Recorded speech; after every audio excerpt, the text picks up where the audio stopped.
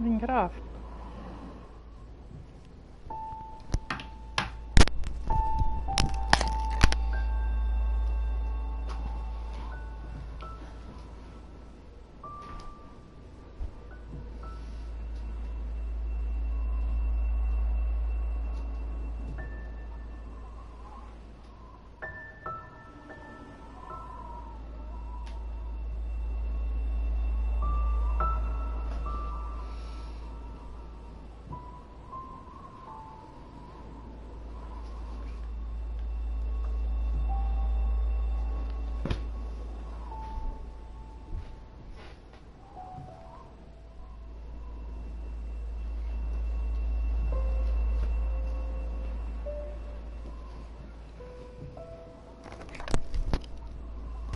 Just in case anyone is wondering, I am early. Class doesn't start for like 6 minutes.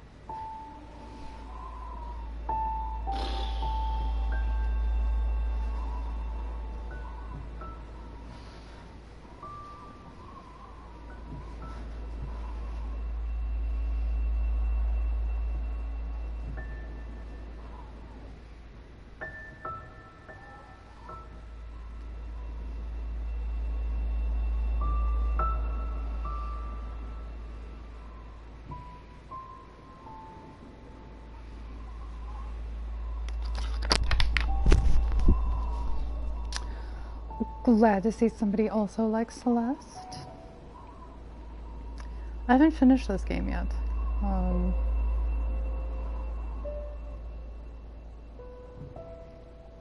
I played it a bunch. I don't remember now. I think it was last summer.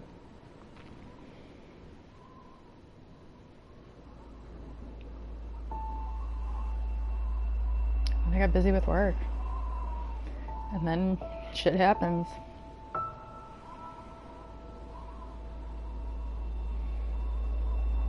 That makes sense, Claire. I wait for game sales a lot too.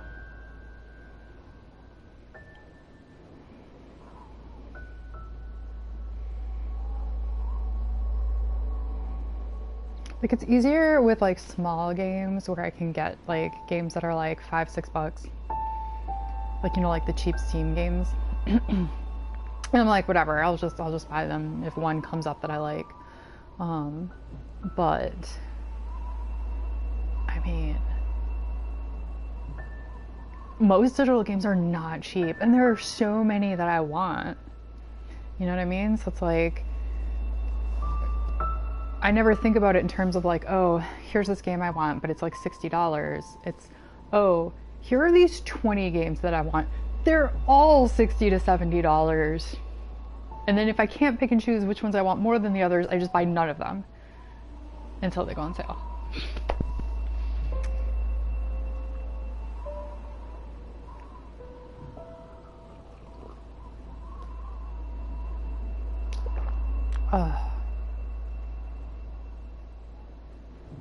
Coffee, my friend, my good friend. Actually, I'm gonna AFK for a minute, have a little cup warmer for my coffee, and I'm gonna go get that.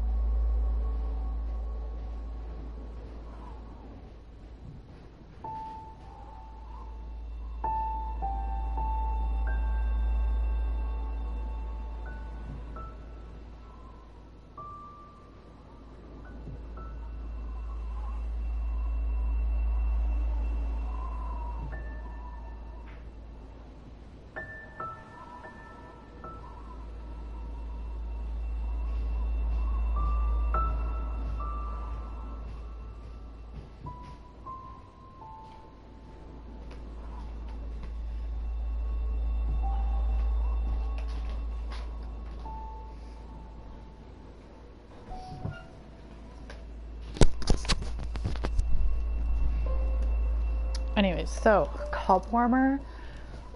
If any of you like drink coffee or tea or shit, even hot chocolate in the winter, because you live in Wisconsin like I do, best $5 I've ever spent. It's just a tiny mini hot plate. That's all it is.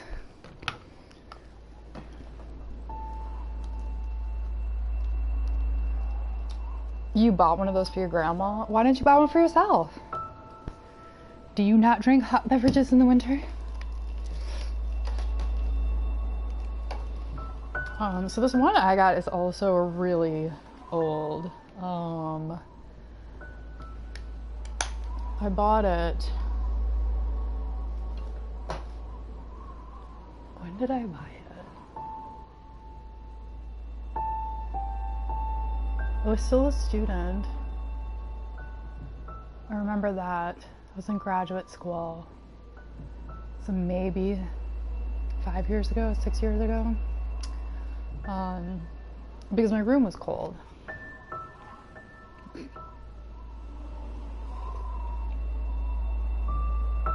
And then it would make everything else cold and my coffee cold. I love PB and K. What is K? Is it just that you want it to be one after jelly?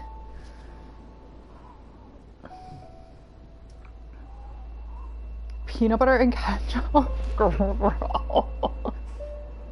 Gross. Oh man. Okay. Let me get myself situated here. My living room was all tore up because last night my roommate and I, or mostly I, could not get comfortable in any way possible, and so I just kind of had cushions and pillows everywhere.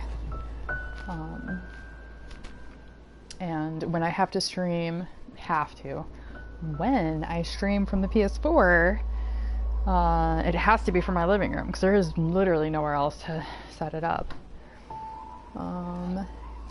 You don't drink caffeine, coffee, tea very often, so I only use it for like hot chocolates. That's probably more. Yeah, that's true. I mean, if you're not, even though it's only $5, it's just not worth having the clutter in your house unless it's something you would use like all the time, right?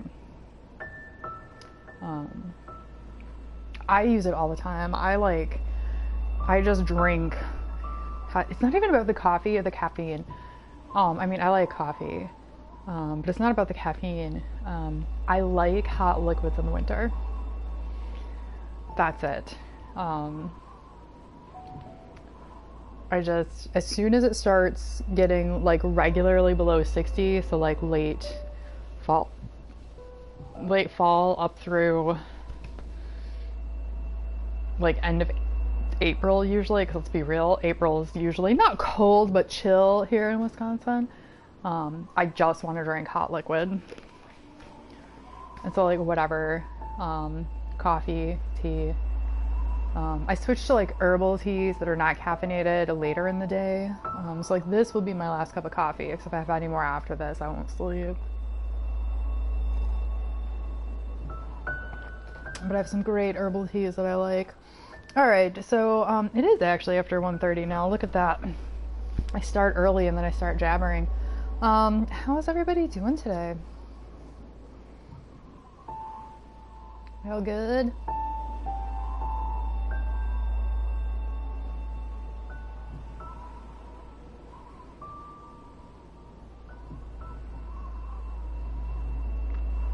Good, kind of meh, eh. Who's ready for summer? Spam emotes. Me.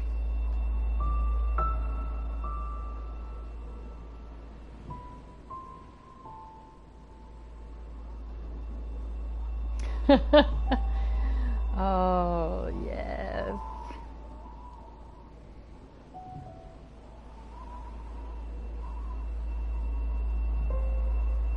Ooh, I haven't done a jigsaw puzzle in a long time. Now I want to do a jigsaw puzzle. You just speed ran the first level of Celeste. I will not be speed running jack shit today. So if that's what you came for, know that it's not happening.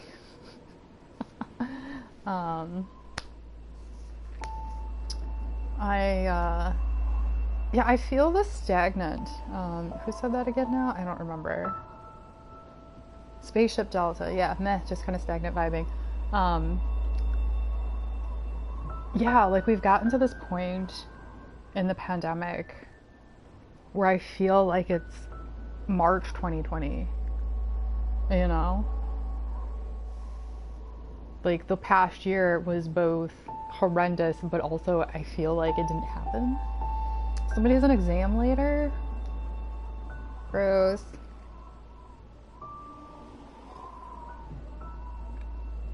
Isn't it kind of late in the term for exams? Like, shouldn't midterms be over and finals should not be starting? I feel like that's where we should be.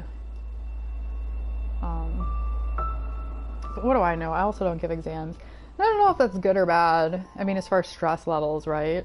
Because, you have 2 this week? Gross.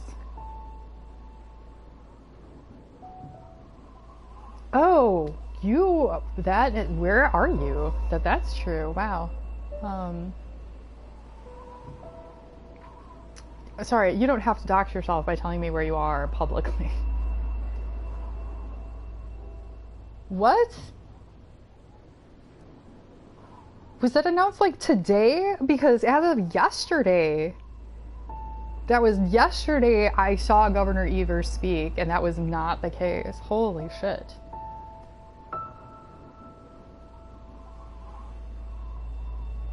The days melding together, I feel you.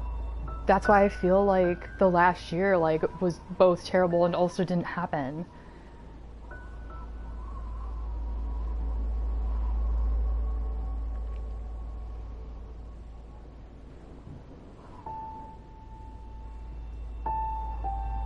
Yeah, the appointments are hard. Look outside of the university also. I know that the university is vaccinating people. I know that you can, if they're available, make appointments with the university. But that is not your only option. And no matter where you go, it's free. Okay, if somebody tries telling you it's not free or they try charging you for it, it's a lie, it's a scam, don't do it. But yeah, so Spaceship Delta, you are the second person now to say they went to a Walgreens in the suburb to get it. Granted, that's if you can get, if you have a car, if you can get to the suburbs, get a bus, whatever. Claire says he announced it 37 minutes ago. That is great. right? Because here's the thing, we need herd immunity, right? So I want everyone to go get vaccinated. I want to go back to work. Here's the thing, like, I'm really looking forward to summer because I need this semester to be over. It's been so stressful. Not you guys. I'm not complaining about you guys. You guys have been wonderful, but just having to work from home, not leaving my office, my basement office, all of these things, just too much, right? But it's like, I am looking forward so much to going back to campus. Plastic Emerald, you get your second dose next weekend. I have a comment on that. Give me 1 second, but congratulations. That's awesome.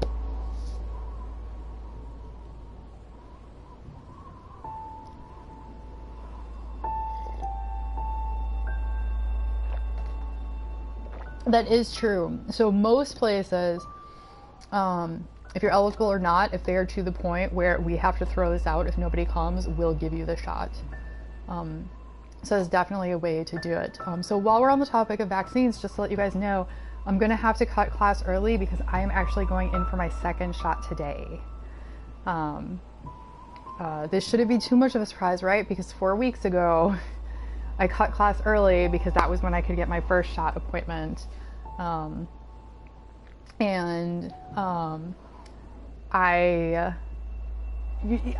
try not to like cancel classes or cut them early or whatnot, but I feel like this is just too important.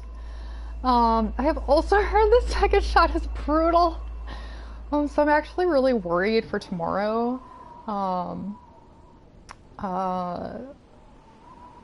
But I guess we'll see. And I do teach tomorrow.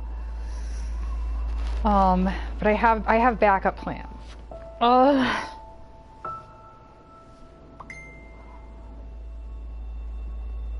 my god, rip your birthday. When do they usually finish all appointments every day? Dubs.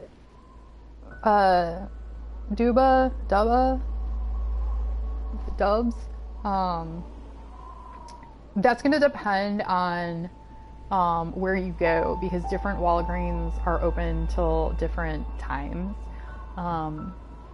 Also, there are other options besides Walgreens. I believe CVS is also doing shots. There might be some local pharmacies. So the pharmacy that I'm going to get mine is not a big chain. It's just a local one. They only have 2 locations. Which one did I get? I got the Moderna. Here's the thing with the shots.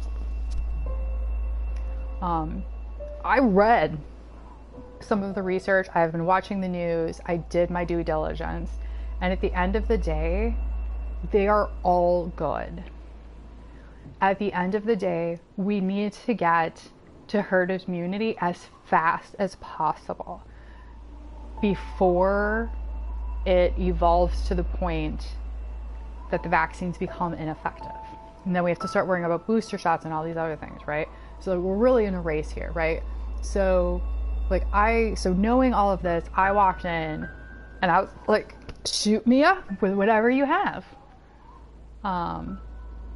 While I was there was somebody who left because the place I went to, they have both Moderna and Pfizer, but they were out of Pfizer already. And I think that person made the wrong choice. Obviously, that's their choice, whatever, but there is no way I would have walked out of there if they had a shot available. And it's your 21st to rip. Yeah. Man, I'm sorry. So here's what you do, Draken. Next year, for your 22nd birthday, just go all out. Have a big, huge blast. And if anybody asks you why you're doing it for your 21st birthday, they're dumb. Because everybody who had a special birthday, like they were 18 or 21 or 16, maybe if you're 15, depending on the culture,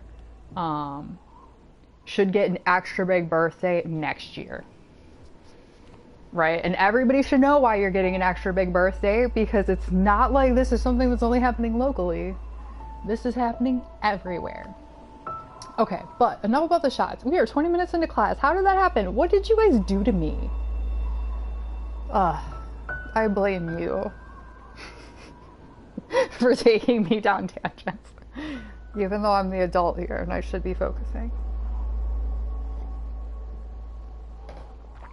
Okay, we are talking about the art of failure, and I am playing Celeste because not only is this really hard, as you see, I have 863 deaths on this game. I have no idea where I left off. You are going to watch me die over and over again. Hold on, I turn the sound down. Wow, that is loud in my ear.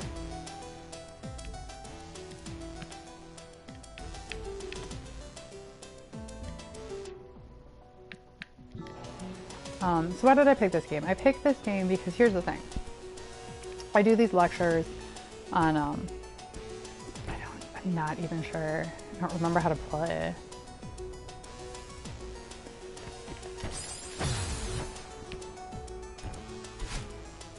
I do these lectures on failure, right? I think I need to hit that twice.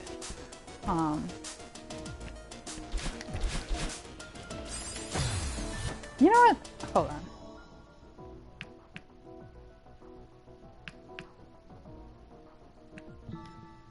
I think I should restart the game because it's literally been like a year. I can always go back to that one later. All right. So anyway, so every year I do a lecture on failure, and this is very important. It's very important to design. It's very important to how you design your games. And it's also very important to learning. So sometimes I teach this article in 277.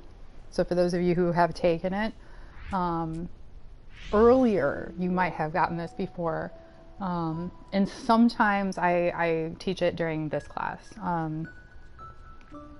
Because what this is a very important topic to both classes, and I just can't decide where to put it.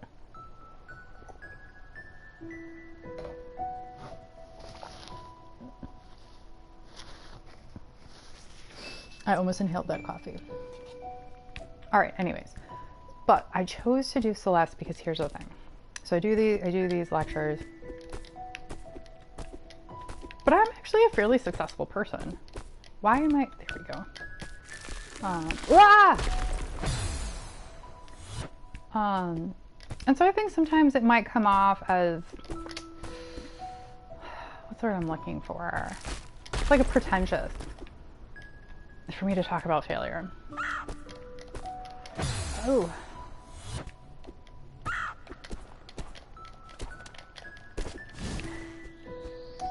L2, that was not L2. All right. And so I honestly thought that it would be pertinent for me to play a game that I was going to fail at over and over again while we talked about failure.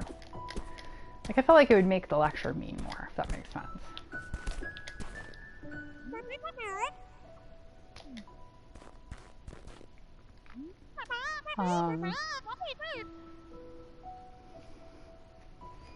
All right, so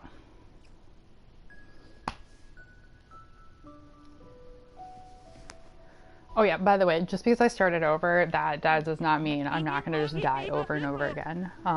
What it is I needed the tutorials again because I don't remember the controls. Okay, so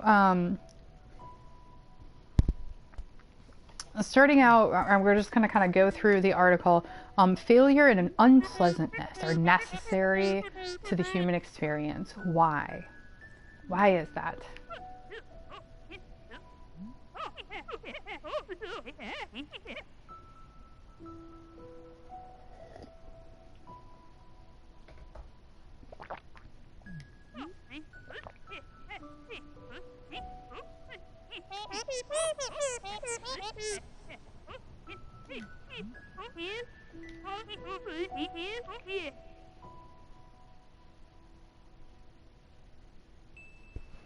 The video days before? Which video?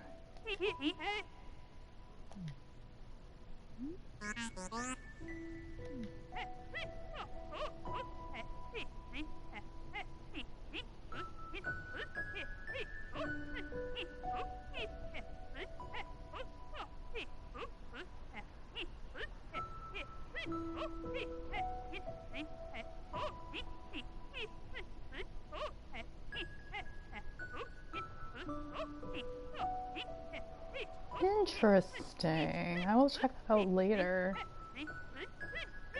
Stop trying to sell me on shit, YouTube.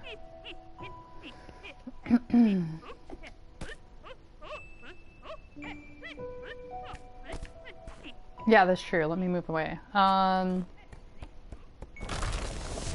one's answering my question now. In the article, they say failure is necessary to the human experience. Why is that?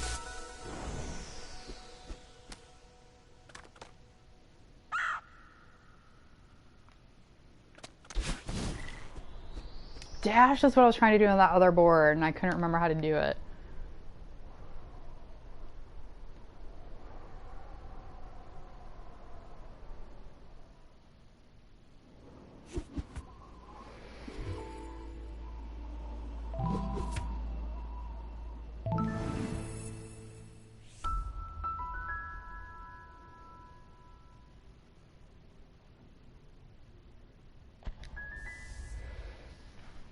I'm just trying to crack my neck.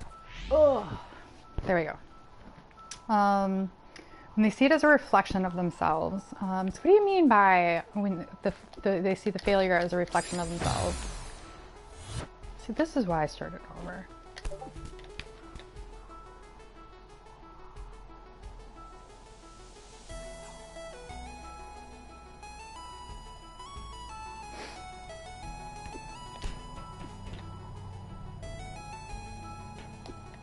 Oop, I forgot that dash thingy.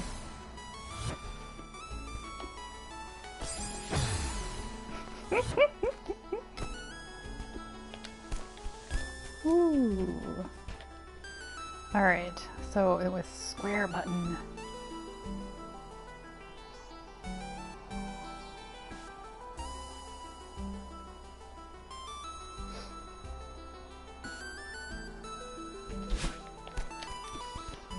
How do you do it?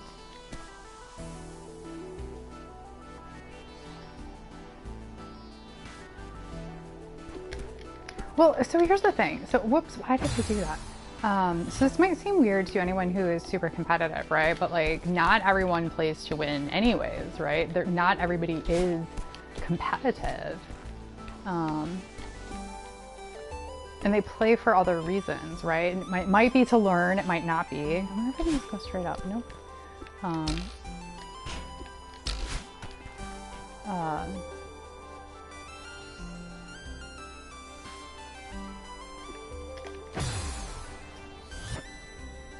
Maybe this was a bad idea. Like, this takes just so much focus, and then I'm also trying to read.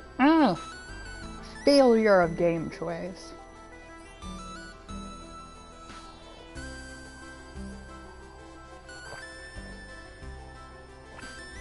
Yes, yes.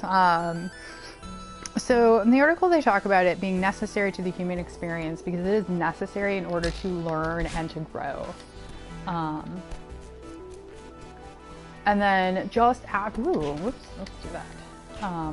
Right, and then it's just after that that the author talks about it, about how people try to evade failure and also responsibility, right? So you're correct. I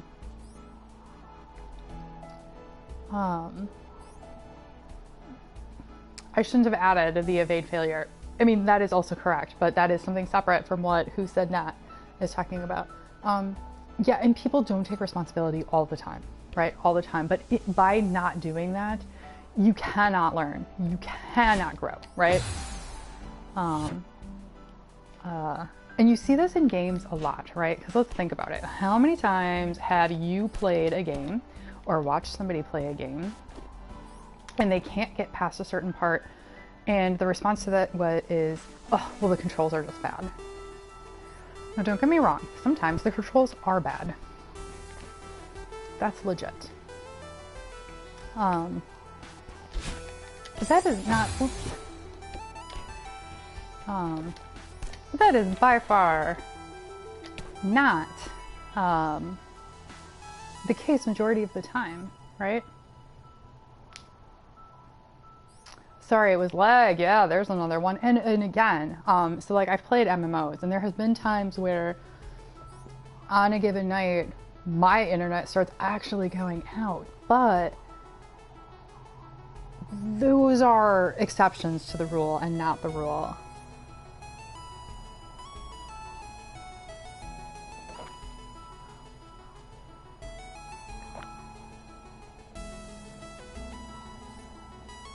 Right, so the goal is what creates value, right? But there's also value in the struggle. Because if there's no struggle, if it's too easy, then there's no enjoyment in the outcome, in the success, right? Because the success was assumed, right? I successfully made coffee this morning.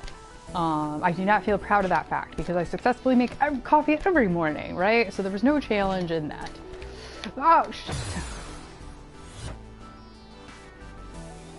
But when I get past this board, there's going to be a really good feeling of accomplishment, right? Because of how many times I have failed. All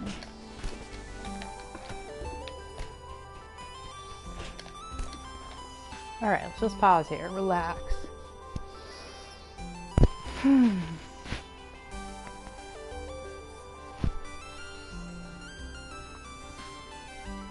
Yeah, that is also true. And here's the thing. So I'm going to learn a lot while playing this game.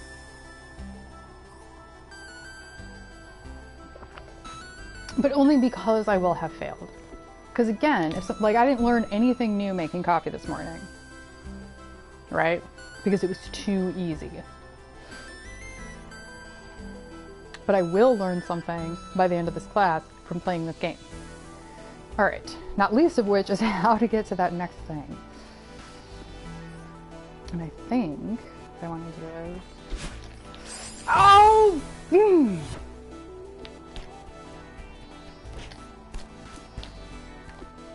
I was almost there. Almost.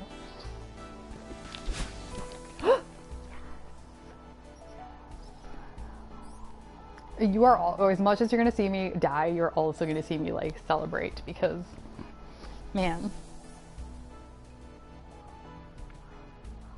Yeah. That seems realistic. I also know that the strawberry is a thing, but I'm not gonna not get greedy and just not go for strawberries today. I feel like that's too much. Too much while I'm trying to also deal with class. So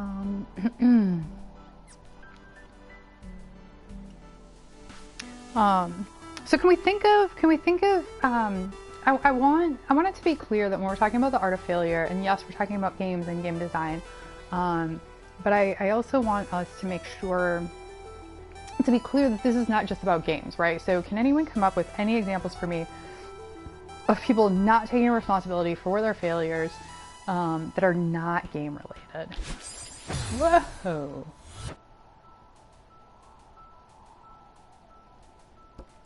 The more you jam out to this music. I mean, the music looks not bad. I mean, honestly, even the death sounds aren't bad. Oh, okay, there. The professor was just bad at teaching. Yep.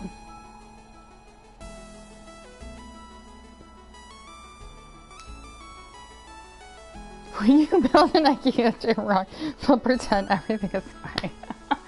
Yeah, until somebody sits on it and falls. So I'm trying to remember now if that thing in the middle is something I can actually stand on or if that's just background art, and I don't know for sure.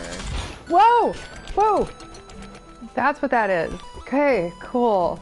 I'm here. It's fine. Everything's fine.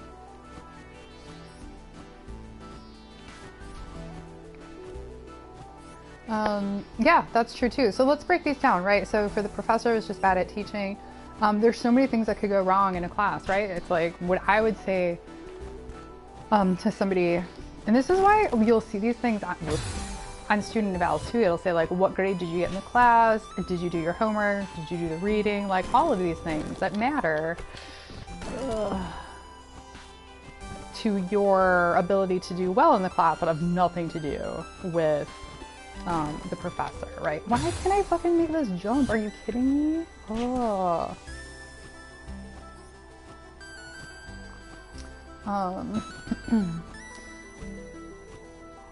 A lot of time in car accidents. So it's also true, right? So yes, a lot of times in car accidents, both people will say that it was the other person's fault.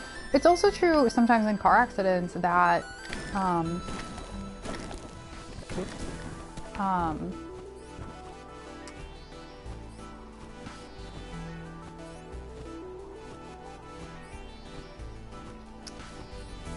that people will, like, I've seen this. I was in a car, not driving, I was a passenger, where I'm pretty sure the person lied about it not being their fault because they didn't have insurance. So they knew it was their fault, but...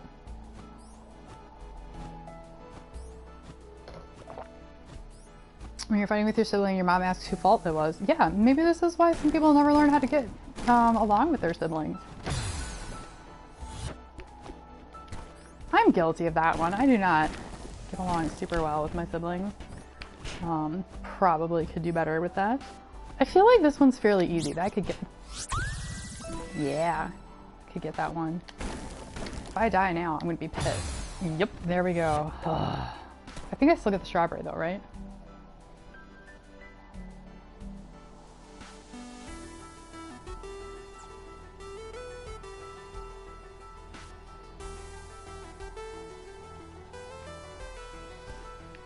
Yeah, I mean, IKEA is the godsend for when you move, right? That is a true fact. There's light over there. What is this?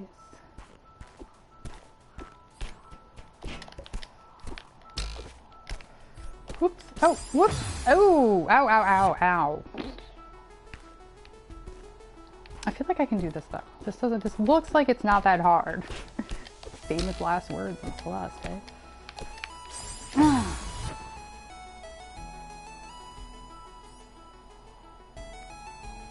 Yeah, so that's a big one too. Oh, you know, your classes are hard. And a lot of here's another big one that drives me crazy, even though I myself have also done it, and that is, oh, well, I'm too busy. Everybody's busy. Everybody's busy. Everybody is so busy.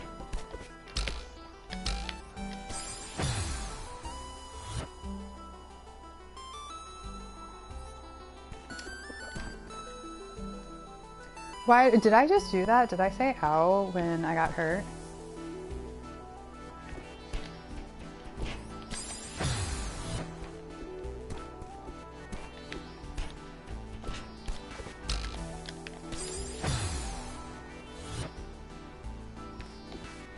So sure, emotional pain. It's also because who here has taken 277 and can answer this question?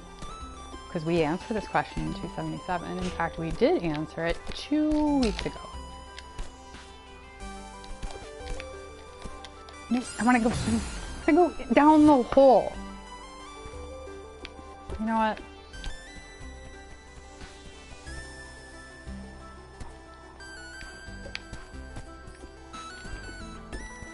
Do I want that stupid strawberry? Do I want the stupid strawberry? I do.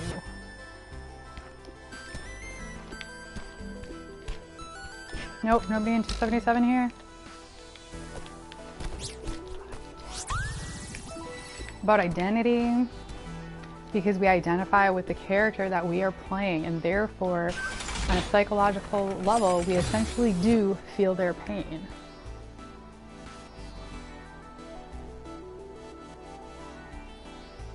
Identity, a player Celeste, there it is. 100%, you map yourself onto the character. Which doesn't mean a one-to-one mapping, right? Like, I'm never gonna go climb a mountain. I don't want to climb a mountain. That to me sounds like a horrible, horrible way to spend one's time. Not bashing anyone who does it. If you want to go climb a mountain, cool. You do you. It is just not my idea of a good time.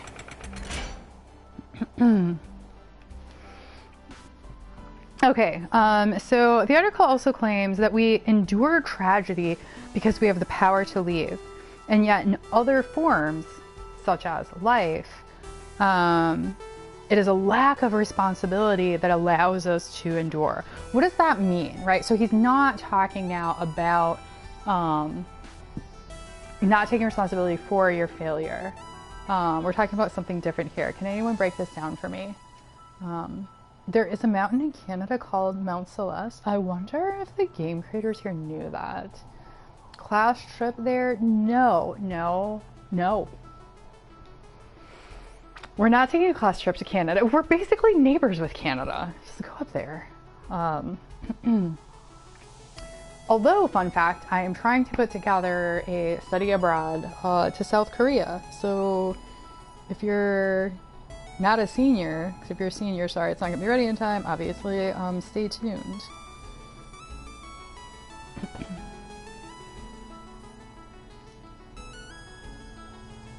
We are actually banned from going to Canada right now. There's that too. Oops, no, I need to...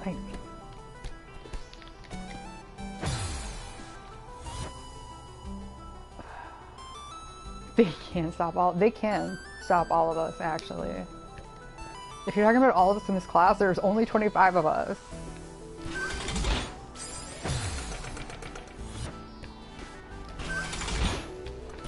Shit. So speaking of learning is failure, right? So I don't know if anyone is seeing this, right? But I jump less unless I do it right at the apex, right? So learning. That you're trying to use physics to get that inertia going in order to jump further.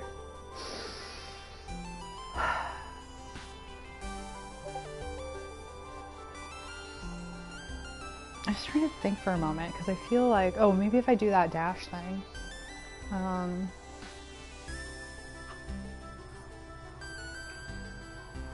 that make sense?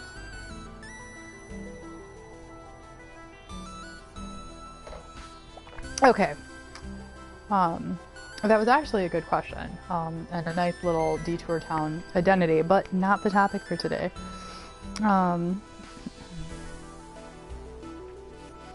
Nobody really answered. We endure tragedy because we have the power to leave, and yet in other art forms it is a lack of responsibility that allows us to endure. What is meant here? And do we agree? Because maybe you don't agree. The argument being made here, the first part of the argument, I'll help you out, is that I will endure failing here over and over and over again. I will endure that tragedy. Yes! That's what I wanted. Oh, thank God. Okay, I'm just gonna sit there for a minute, take a break, take a breather. Because I can leave, right? My life doesn't depend on this. I could cancel class right now, pull the plug and be like, fuck this! I don't want to play this anymore. You can't control what happens in movies and stuff. Yeah, that's true, right? So you have this, so it's not about a lack of so they use the words lack of responsibility, but I think a better way to think about it would be lack of agency. To make sure that that's clear and different from when it is your fault and your failure and you don't take responsibility.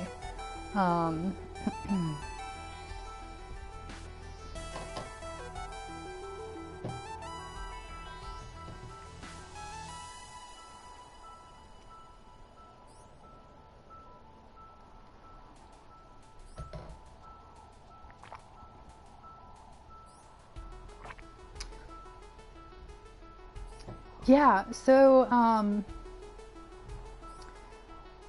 the irony of this game being about anxiety and depression. So let me comment on that briefly. I was originally introduced to this game because I asked some friends and fellow game scholars if they knew of any good games for the representation of neurodivergence or, well, of neurodivergence. And this was the game that came up. I don't use this, and that was for 277, for those of you who are wondering, for the representation, and yet I don't use it because I feel like even though this game is about anxiety and depression, you have to play for too long. Isn't there a way you can do a double jump in the air? I thought that was a thing, and I don't remember how to do it. Oops. Wait, is that it? Oh, wait.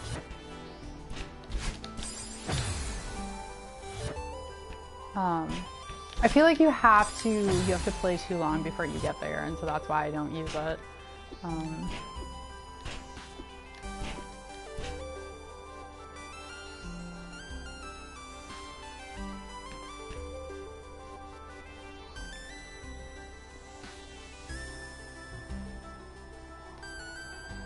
You also get payout for enduring and playing the game. I mean, that's true, right? So like, think about it. There's been a lot of social media posts I've seen where they talk about payouts for enduring the pandemic, or why it's good for people to like pay attention to the rules and stuff. But I feel like there's no payout. Like, I still wear a mask and stay safe and stay home because I think it's the right thing to do. But I don't expect a payout. Whereas when I succeed at something in here and I do what's right, I feel like I do get a payout, which is a lot more satisfactory than real life. Does anybody know if I'm just misremembering, or is there a double jump? And if so, how do I do it? Because I'm pretty sure that's the only way I get that little diamond. And I literally don't remember how to do it. There's no double jump. Okay, so I'm just misremembering. I'm gonna just leave that there then. Well, that's what I thought it was. Oh, you dash in midair by getting to the thing, don't you?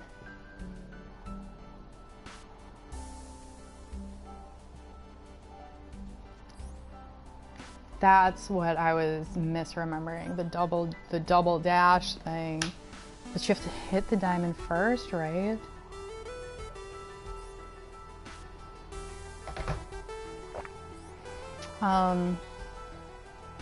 Nicavia says there are 277 presentations on learning in Celeste, and seeing all the stuff I wrote about it was great. That's cool. Yeah, there's a lot here. This is actually a really good game, I think, to do for the 277 paper. Solid choice there.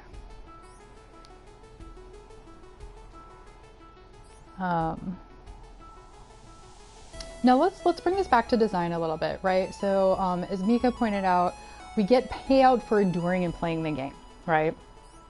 And this is important.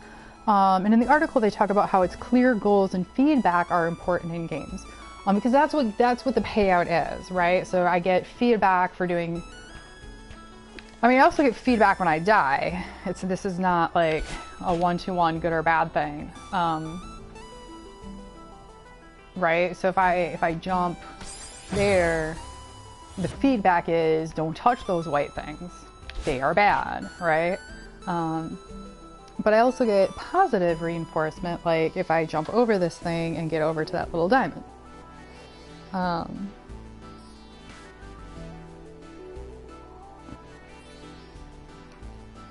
So now think about from a design perspective. Some of the things I grade you on, for example, is, or what are the questions on the playtest forums, right? Is what is the player's goal, and is it clear? And this it comes from this, right? Players need to know if they're failing. They also need to know if they're doing well and what they're supposed to do. If you don't have a goal, then you don't have any feedback, right? So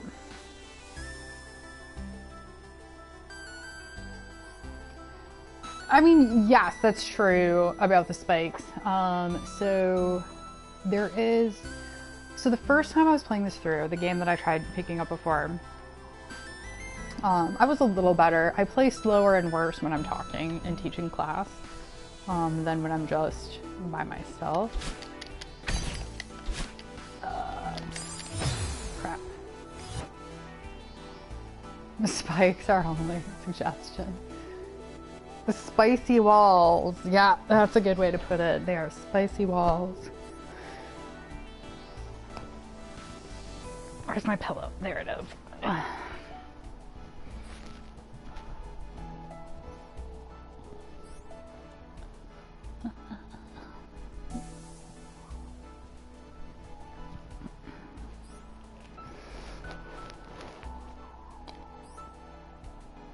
Okay, so anyway, what I was trying to say is, talk to me about your games. Talk to me about how you have thought about player feedback, or give me examples of what you've put in your game that is player feedback.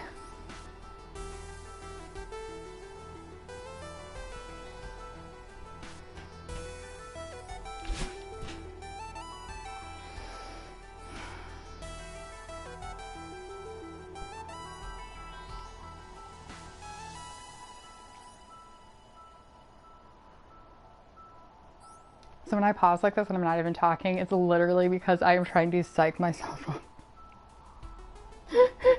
to make the jump.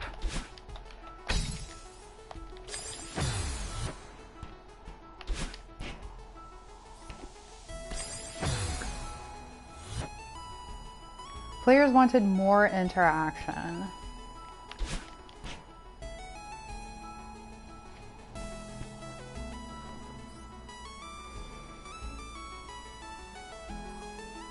Gaining or losing coins based on player decision. Yeah, so that right there is feedback. So you have a thing. So that is resource, not that your game is resource management. That's not what I'm suggesting, but that one particular point is you're dealing with resources. And people like resources. We are all raised in a capitalist society. That means we want things. The shinier the better, because we're basically monkeys. Right? And so we want coins. Like, we intuitively know. I don't even know, honestly, because I'm really bad at screen names, what game you're talking about. Because I have a couple of games right now that you gain or lose coins based on player decision. But it doesn't matter, because I immediately know that coins are a resource, and I know that they're good, and I know that I want them. Right? I want to collect the shiny things. And so that is feedback. And so that encourages me to make the decisions that you want me to make, and it encourages me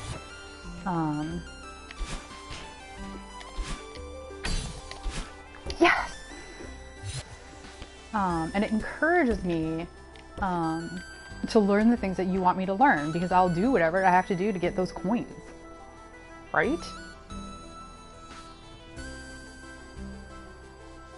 Dash at that bit of dirt. It's a secret. Really? Are you screwing with me? Oh! I didn't know that! Oh my god, thank you!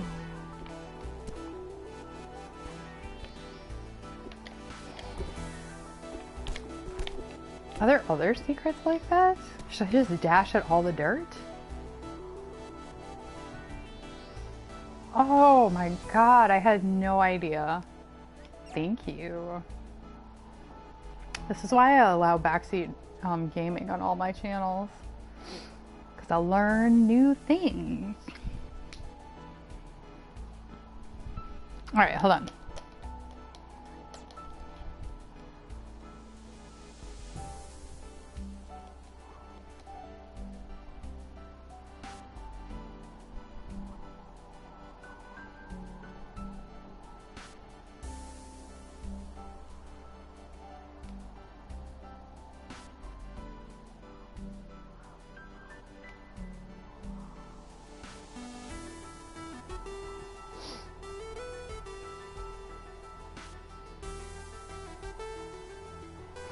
I mean, yeah, that's. I am also similar to that, and now I'm gonna start dashing into other things.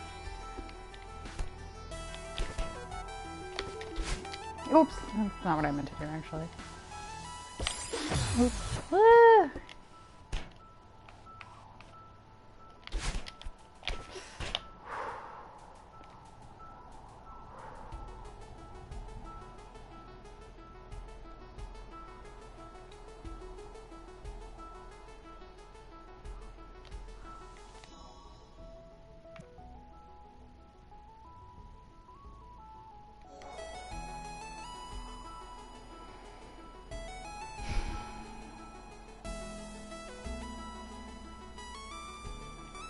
I mean, a lot of these puzzles just look hard, you know what I mean? Like, I'm standing here right now and just already thinking to myself, I'm going to fail this, which is not a good mindset to have.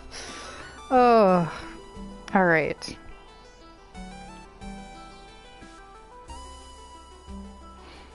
All right, so there's another quote I want to take out of this chapter, or was it an article? I forgot now.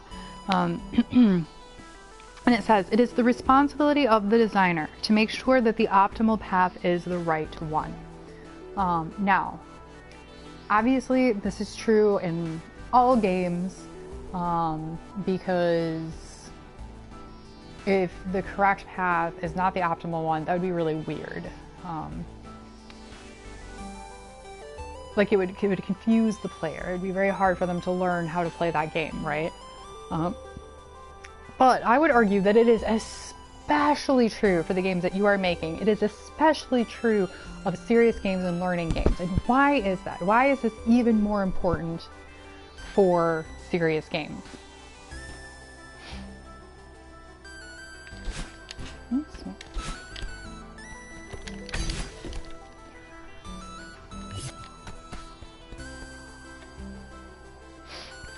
Oh.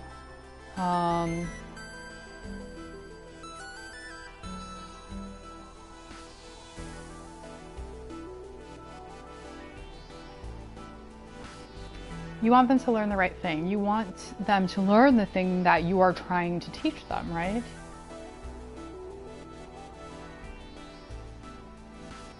Right, exactly. Did I ever tell you guys the story about the RPG that I play tested during one of the summer classes? About the thief? Does this story sound familiar? Ah! Oh, no, it worked. Yeah, right. So, I mean, so no, that was an accident, right? Like, I don't, on the one hand, sometimes I feel bad telling that story over and over again, but also, like, it's such a good example.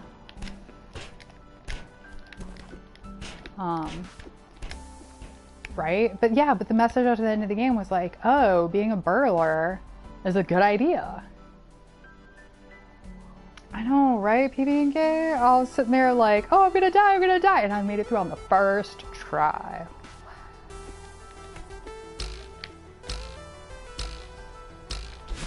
Whoops, that was not how I envisioned that in my head.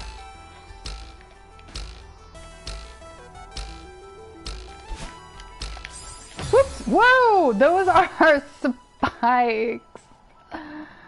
Yeah. Do crimes save lives? No, that's not, whoops, that's not what we want to do.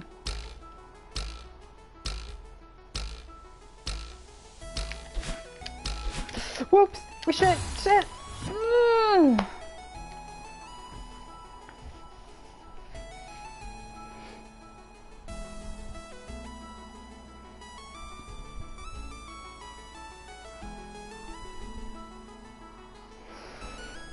Okay, so we learned from failure, and we need to make sure that failure comes from, you know, at the correct times so that you teach. Are you okay? Roommate issues. Right, so you don't accidentally teach somebody that crime pays. Oh, that doesn't stay there. Okay, cool. But failure also does something for us in terms of just purely game design, right? Kind of beyond the teaching, although I suppose tied to it as well.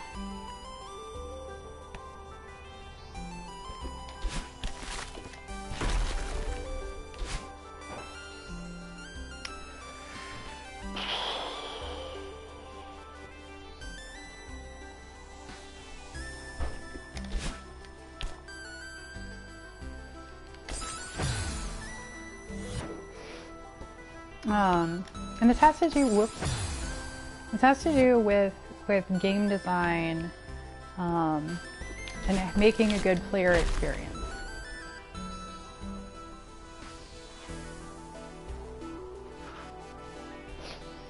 Can anyone figure out what I might be talking about? If you want to get philosophical, you could say you wouldn't feel as happy or rewarded by success without failure. I mean, that was kind of the point I was making with the coffee, right? So, as I'm sure you have noticed, because the way my camera is set up, you can see my whole body.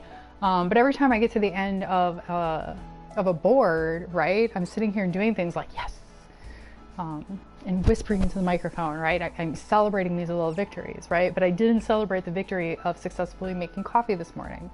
That's because I don't fail at making coffee.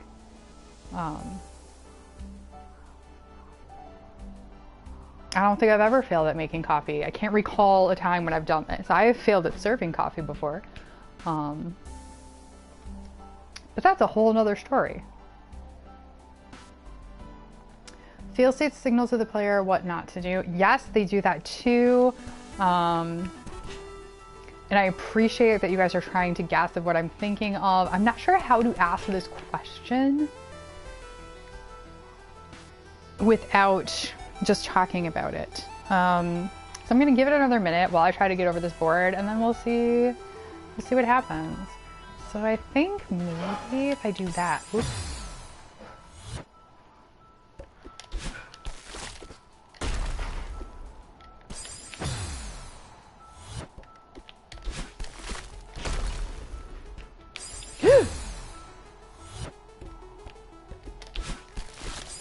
Fuck. Oh.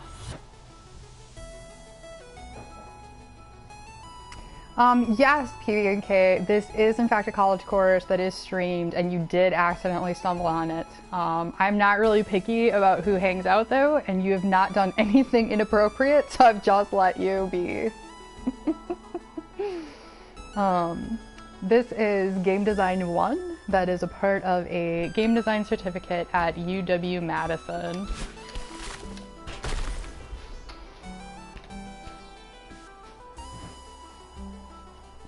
That is one of the sweetest things anyone has said. We're not a class, we're a family. Oh. Welcome to college. Yes, did you know this is what college would be like? Your professor in sweats in her living room.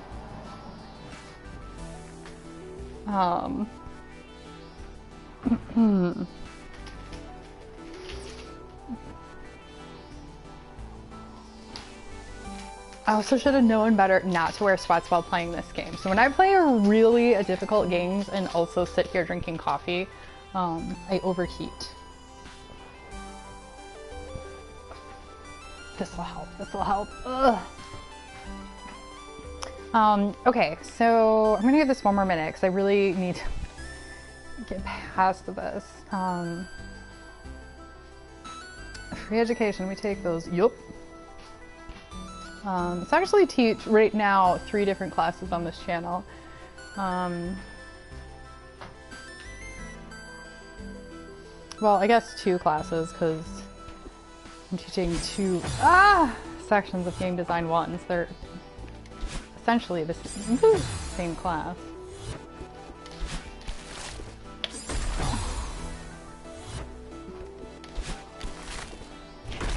All right. So my thought here is that if I jump over and get onto the side of the one that just fell, that I can then dash that way to get over to the other side. I feel like that's the answer to this puzzle, which I'm only mentioning because I'm not sure if it's clear what I'm actually trying to do. I'm also not exactly clear that that's the correct answer because I just noticed that maybe I could do that jump and then do the dash. Whoops. Whoa, that was not good.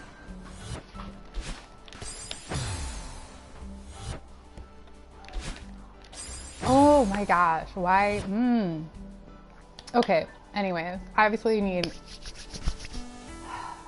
a breather, drink of water. Sometimes failing or trying to get over failure is just about taking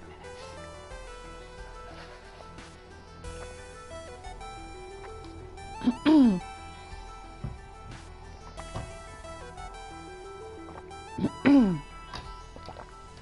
Okay, so what I was trying to get at before, but like was struggling, failing to get the question phrased, was that failure is also important to player agency. Failure can only happen if the player has agency, and in failing, the player can feel that agency. Now, why is that important? And please, please tell me that multiple people can tell me why agency is important. Otherwise, I will feel like I failed in the first half of this term.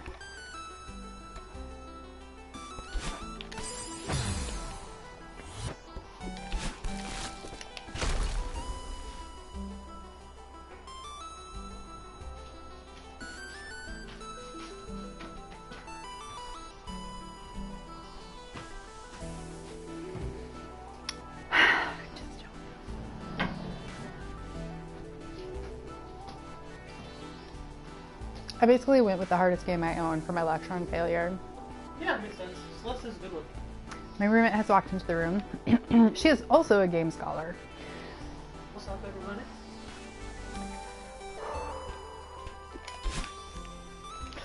Oh! How's it going?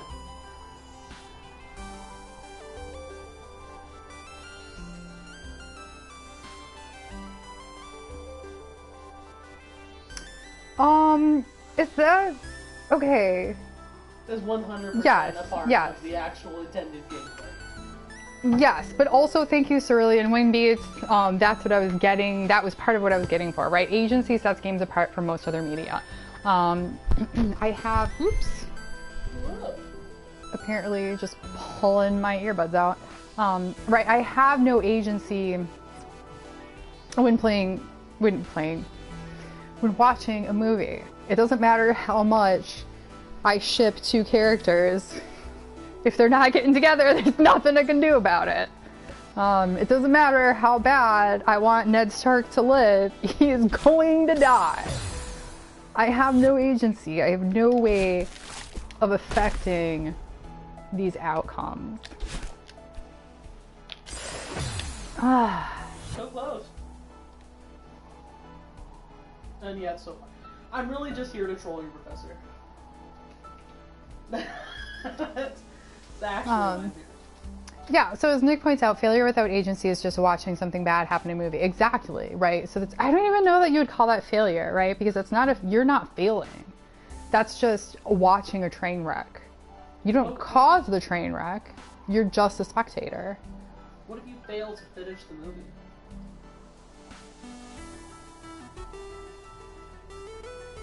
But is that a failure? Or are you just choosing not to finish the movie? Like, how is that failing? And so this comes out of a friend of mine who has tried to watch The Witch. For those of you who don't know, it's Witch with two V's, it's a movie. And by all accounts, he should like this movie. And for the amount of time he can watch it, he enjoys the movie. But has yet to finish it because he continuously falls asleep in the movie. And he references this as a failure to finish the movie.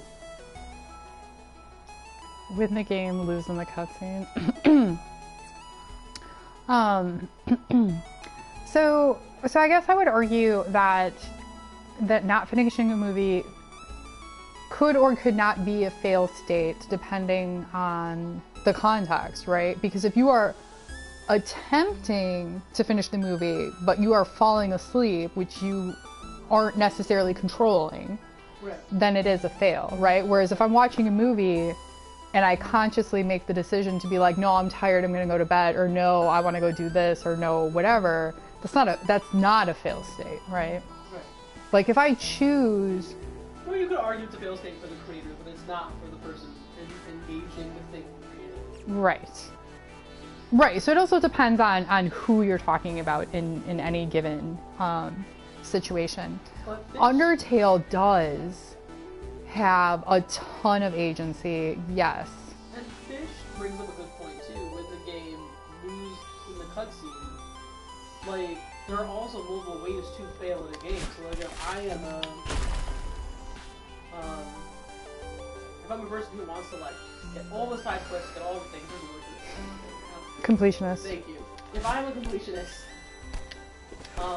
and I win the game, like I get the final, like I get to the end and I have won the way the game tells me I should have won, but I didn't get every flag in Assassin's Creed that I have failed, even though I've won.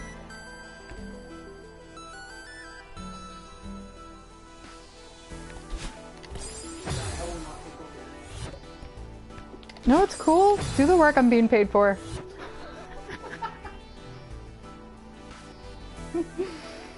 Just put a capitalist spin right on it. This is what happens when you teach games when your roommate's on vacation. So I would agree with what Nick said, right? There's no failure without the intention to succeed, right? If you're not trying to succeed, then there's not. So along with my roommate, I don't know, do you want screen name, real name? What do you want me to call you? I don't care. We are You in call me public. Playstar. Cool. You call me Leia. I don't care. All right. Leia, soon to be Dr. Lee Baziller. Couple years now. That's that soon. You know, about the completionist example, right? So by the same, okay, so in her example, if she's trying to do a completionist run of Assassin's Creed, she doesn't get all the flags, so then at the end of the game, she has failed. So I honestly tend to not be a completionist in general. With some games, I am. Like I've been trying to do that with The Witcher. Right. But that's because The Witcher is special for me, right? In general, I don't. You guys saw me skip a strawberry here because I don't care. If I get to the end of the game, I won't consider it a failure. But that's because of my intention, right? I am not trying to do a completionist run. Ergo, when I skip strawberries, it is not a failure for me. You know what I would really like? I would really like to just not be on this board when class ends. Is that too much to ask?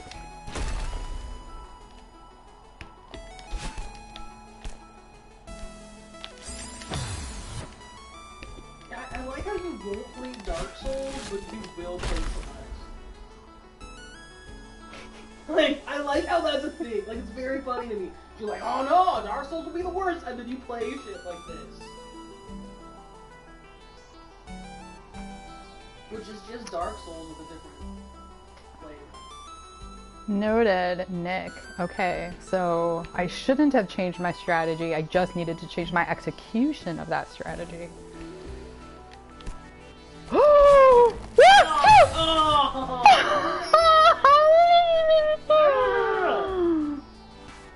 So close, my friends. Oh! Oh! Okay, I know it's possible now though because I just did it. Oh. Okay. Give me a second. Take a breather. Get some lotion. Oh my god, winter has not left my skin yet. And let me check my notes.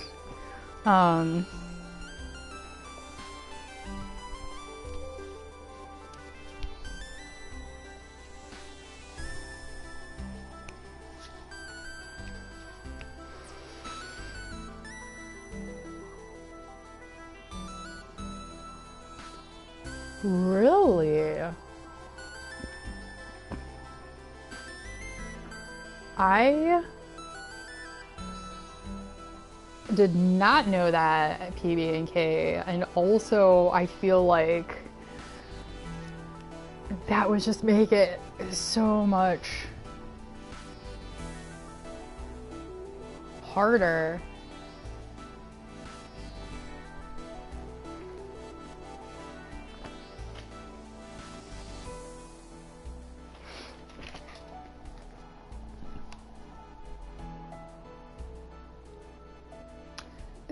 Okay, so they are they are connected, but they are two different concepts also. So here's the thing with G's principles. And for those of you who don't know what I'm talking about, because I know some of you either have taken 277, some of you are in 277, and some of you have not taken it yet. Okay, so there's that. G's principles is the first, basically the bedrock reading for 277, and it's a list of very basic design principles, right? So pleasantly frustrating is the idea that a game should be frustrating to a certain extent. He calls it pleasantly frustrating. Because if it's so frustrating that you quit, then it's not pleasantly frustrating. That's just sucky, right? That was some real academic language there. It's just sucky. Yes, it's just, hey, you know what? Public scholarship. It's just sucky. Right, because then it's not fun, right? Nobody really likes to feel frustrated. The number of times I've wanted to say that in an academic paper or in a review of an academic thing. Just be like, I'm sorry, it was just sucky. Like, yes. Oh my god. Normalize it was just sucky as an academic thing. Let's do it. I'm here. Right. So that's this idea of pleasantly frustrating. It's about challenge, right? Now, failure is related because if there's no risk of failure, then there's no challenge, and so it's not going to be pleasantly frustrating because if there's no challenge, then it's just too easy, right? It's like me making coffee. Making coffee is not pleasantly frustrating because it's easy. It's also not rewarding because it's easy, right? Are you telling me right now you have never been frustrated whilst making coffee? No! Have you? There's never been a morning that you have woken up because you did shenanigans the night before, that you have tried to make coffee and failed so many times that you yell at the coffee maker. You are telling me that this has never happened to you? And in fact, one could argue that those who are really deeply into making a cup of coffee in the morning, boil water and pour over and all of that, could arguably be pleasantly frustrated by the making of coffee before the drinking of the coffee. Sorry, I have lots of thoughts on coffee, just let me know this thought. She's also not wrong. I was just trying to make a point by using some easy tasks like making coffee. But anyways, but does it make sense how they're connecting, right? How you have to have the threat of failure or the possibility of failure in order to have the challenge, in order for something to be pleasantly frustrating, right? But G's principle of pleasantly frustrating is the idea of balancing the challenge for the player, whereas the failure is the outcome, right? Now, here's the other thing about pleasantly frustrating, since we're talking about it right now. There's no set rule on what is pleasantly frustrating. It depends on the demographic. It depends on the player, right?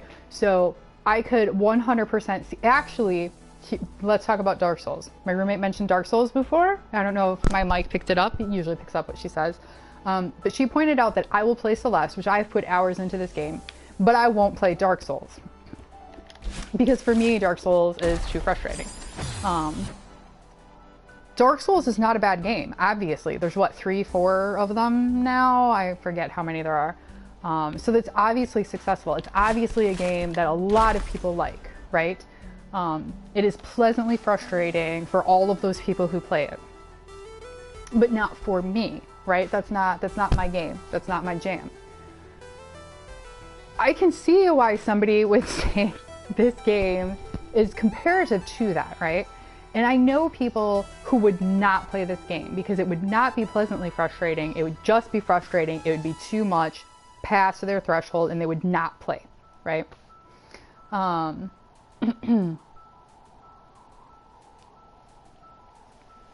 So what's the difference, right? Well, the difference is individual to the player. Now, for me, my failure here is much faster than in Dark Souls, and that is why, for me, this is pleasantly frustrating and Dark Souls does not.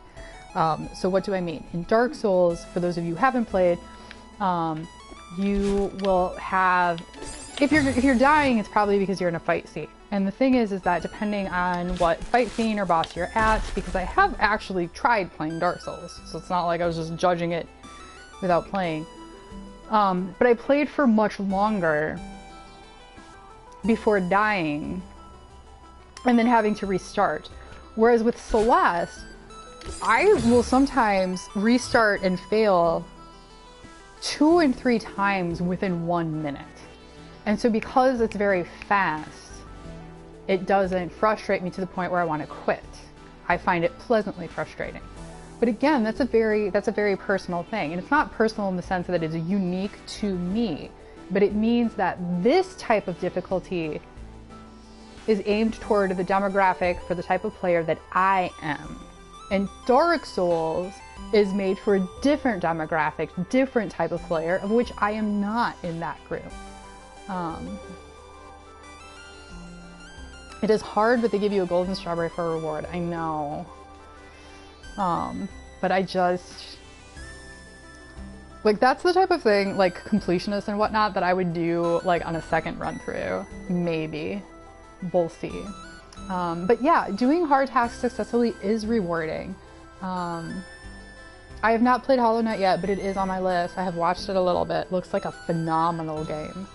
Yeah, what I will say to BB&K is it's interesting because I also attempted Dark Souls. Pretty much. But I love Hollow Knight. And in many ways, Hollow Knight is very similar to Dark Souls. Oh wait, do you own Hollow Knight? I do, yeah. Oh, take it off my list. Sweet. I'll just borrow it then. Yeah, Hollow Knight is by far one of my favorite games that I've played in the last 2 years. I don't remember when I started it. I can't remember if it was pre-pandemic or not. But certainly one of my favorite games. And I think it entirely has to do with aesthetic. Because Hollow Knight has a lot of those, like, you spend a long time on this thing, and then you die, and you have to go all the way back to X other place, where then you had to do it all over again. And there's a lot of frustration there, but I love it. And that entirely has to do with aesthetic. I don't love the aesthetic of Dark Souls. I love the aesthetic of Hollow Knight. So and again, this all depends on the player, right? Because I actually played Dark Souls because I looked at it and I'm like, this is my aesthetic, right? Like that gritty fantasy type, you know, is me. Actually, but very funny because as much as I love Dungeons and Dragons, I do not like to play in games that have a lot of dungeons. that's so Close! What are you doing? You're killing me! Oh! You're killing me here! What are you doing? Killing you! Yeah, you're killing me! You're killing me! Alright, I got a bio break. I'll be right back. Everyone can take 5. We can take 5.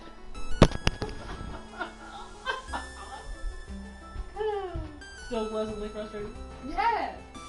You know?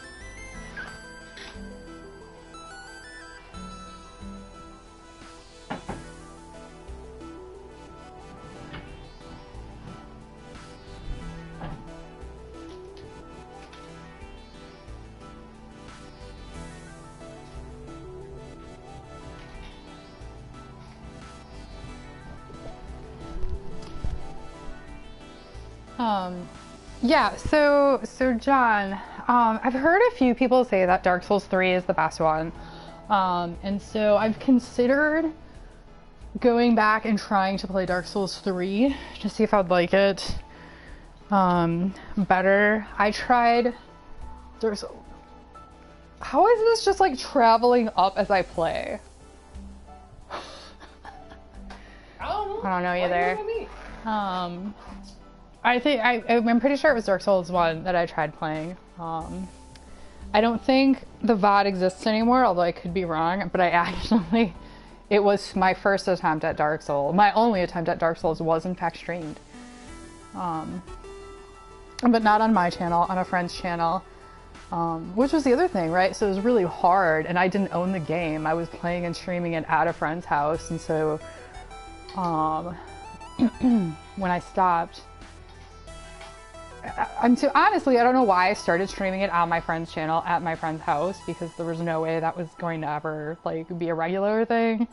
But I did, and then after playing it, I was like, I don't want to buy this. Alright, I also realized that it's really late, and I'm gonna give this like 2 or 3 more attempts, and then I gotta go get my COVID shot. Because as much as I love this class, which I do, and as much as I love this game, which is also true, I want my COVID shot more than I want to be here for either of these reasons.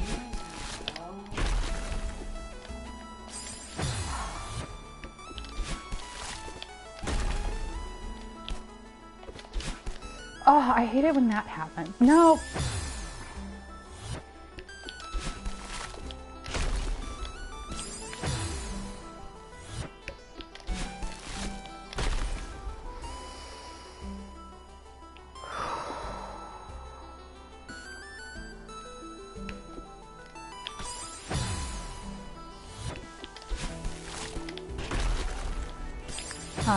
So in the last couple of minutes here, is anyone willing to share failures that they've learned from?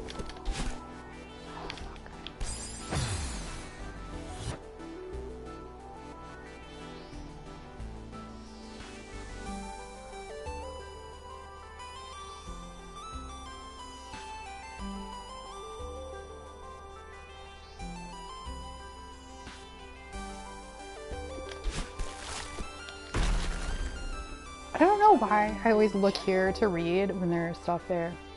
Yeah, in general, our whole topic today is failure. If you want to, go ahead.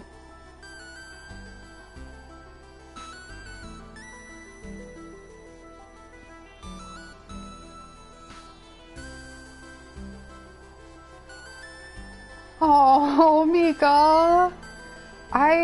Okay, so first of all, I would say that your comp sci grades do not indicate that you are not made for STEM fields.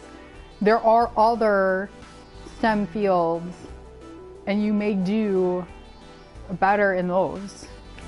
Or maybe it's just that, or maybe it's just that one class, right? Like, also, comp sci is a big field. Like, what part?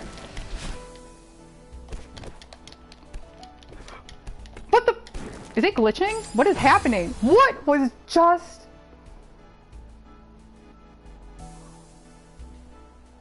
Yeah, so I have a secret. It takes away some of my nerd cred. But I'm okay with it. I have never successfully finished Mass Effect 1 because of the very end... For the end of class, y'all. Oh, God. This is why I play the game, though. It feels so good. It feels so good.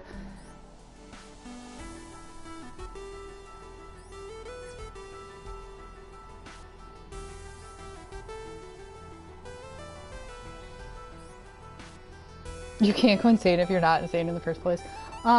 So, Nick, I understand what you're saying, and I've said that as well, that grades are a measure of how good you are at taking tests more so than they are a measure of how good you are at a subject. But I would counter that with, there are no tests in my class, and yet you'll get a grade. Therefore, what is that grade measuring? That's a mean question to ask for a student. That is a mean question. My roommate has informed me that that is a mean question to ask.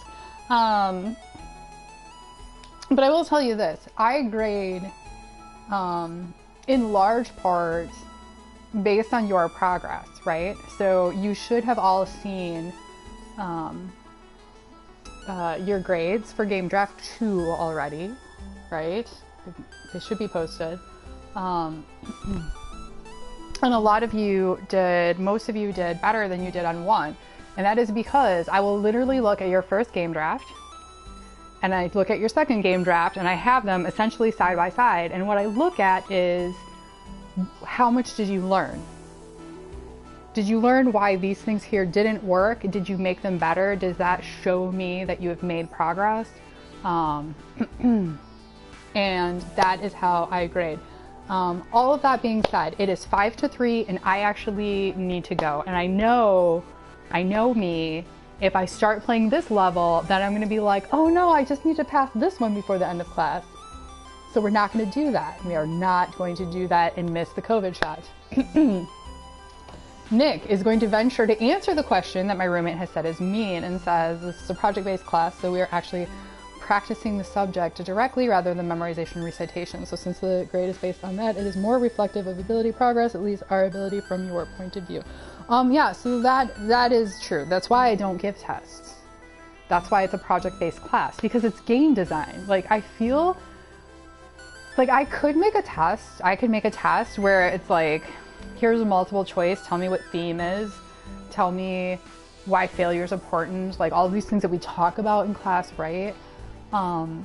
But none of those things, in my opinion, are more important than you demonstrating that you can do the thing that I'm trying to teach you how to do. I'm trying to teach you a skill, and then I want you to demonstrate it. And I will admit, for better or worse, as Nick points out, that is from my point of view, and you're correct, because it's very subjective. And that's not indicative, that is not actually indicative of just school, but also game design in general, because it's not like, it's more like other art forms than it is like math, right? So if you were a kid, you were taking a test on addition, and you write down that the answer 2 plus 3 is 4, that is objectively wrong. Right? But if you turn in a game, there's no objective like, this is wrong. It's a gray scale of like, there are things that are better or worse, right? But there's no black and white. There's no binary of right or wrong. But anyways, like I said, I am very happy that this class is a family, that this is your favorite format, because you get to apply what you learn rather than memorize. I love that. It is actually very important to me, because I do try to design the classes to maximize the learning potential. But are there any questions before I go? Hopefully short questions, because I actually do need to go.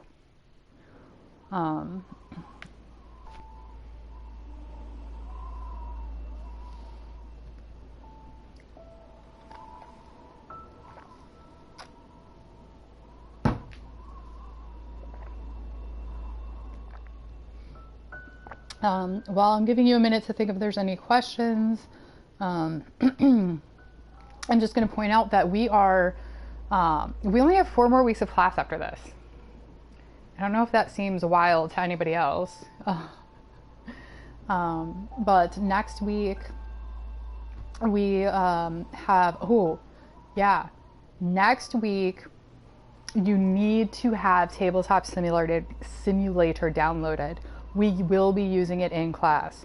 Everybody should have a Steam key for it now.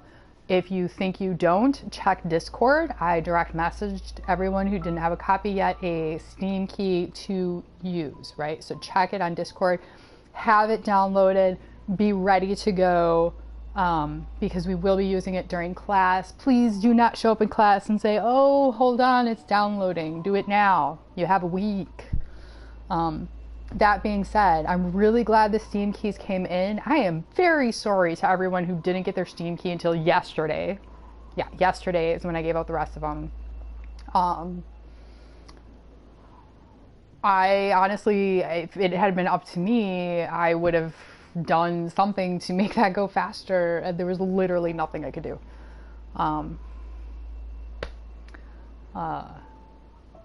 I was told that I could get Steam keys for everybody and it would be no problem. And so I planned to use it for class, and then all the problems arose. But everyone should have a Steam key now. So please do that before class. There are no more playtests before the final. So your next draft is due April 27th, which is our last day of class. And that's that.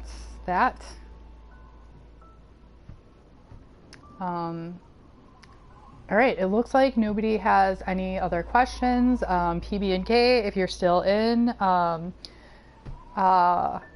guess I hope you had fun.